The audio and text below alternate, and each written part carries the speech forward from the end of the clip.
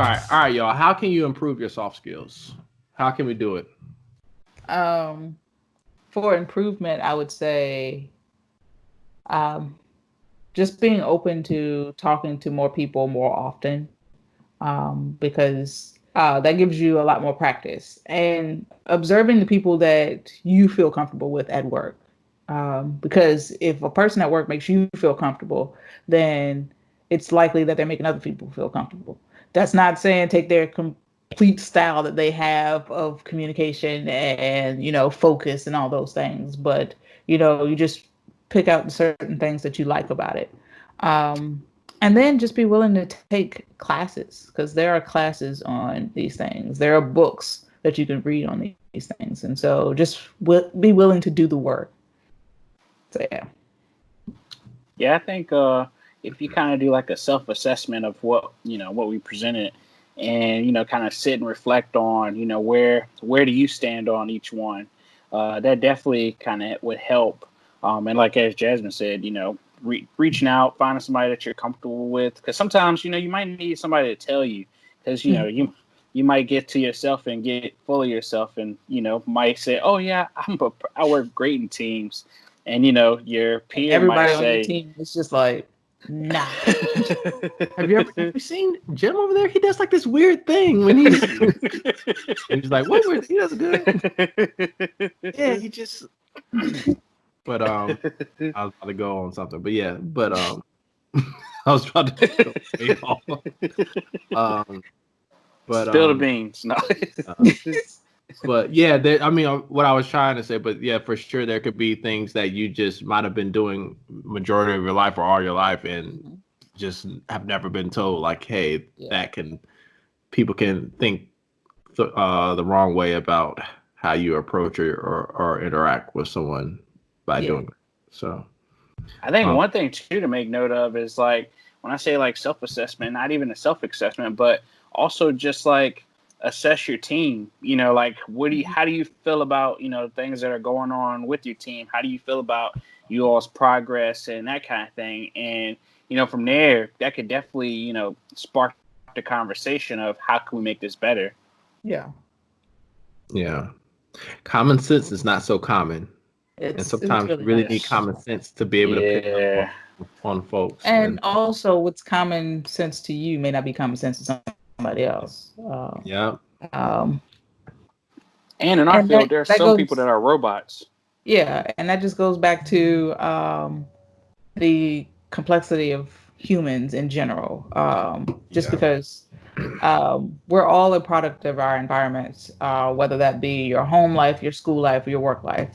And my next point, JB, hit it home. Hit it. Go ahead. See, we're here. I'm excited. Go ahead. And so we have to be able to take those into account. And I say this a lot in reference to things outside of work, whereas you have to take into account where that person may be coming from with their point of view, because those very important views is what makes a team work. And so that goes back into your patience and your listening, of being willing to listen to that person's point of view and vice versa. So yeah. And my favorite part of your statement that you just made was favorite.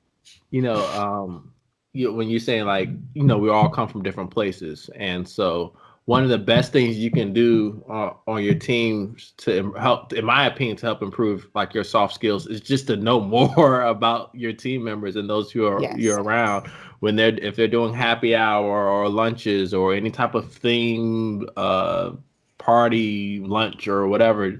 Like, hey, what school did you go to? Oh, where'd you live before that? Because there's things regionally that if they live in a certain area, they might be more likely to do certain things. If they're from certain places, they might be more likely to drive a heavy Chevy and not versus a Tesla or something else of the sort. But no, just knowing where people are coming from, knowing their background is not to like, and that's not you making assumptions. That's you learning more about them. Like, to me, I learned the most about my friends and stuff when you go back to their home. Like, you're like, oh, this like makes sense. It's not saying that you're necessarily that you don't have growth from where you're from, but it's just like it's foundational to who you are. Like, True. there are some things about me that are never going to leave because of where I'm from and things that happened to me when I grew up. From me, like you'll learn a lot about me from going to my hometown, going into my, talking to my family and learning things. So definitely, like, where we come from does matter, and so and I it's mean not. that can also show up like, didn't mean to cut you off, but that can also show up like at a person's desk. You just take the time to, look at the things that this person has deemed important enough to bring to work and share with their coworkers, that makes them feel comfortable. You can, use that as well. Not at everyone's desk. Some people's desk, they're like, I'm not staying here long. I mean, granted, that's exactly how my desk is at work. Some people's desk are like and that one says picture. nothing about work. It's just that I'm like, I'm not sharing nothing with you guys. There are some people that, like, there's no way it can be dirty. Like, it's just an empty desk.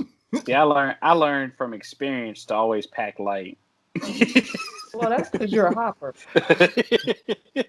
If you have not listened to our last episode, go to episode 1 to hear about why Clarence doesn't have a lot of stuff at his desk. But I will say, to add on to both of y'all's point about a person, you think about it again, the complexity of a human being.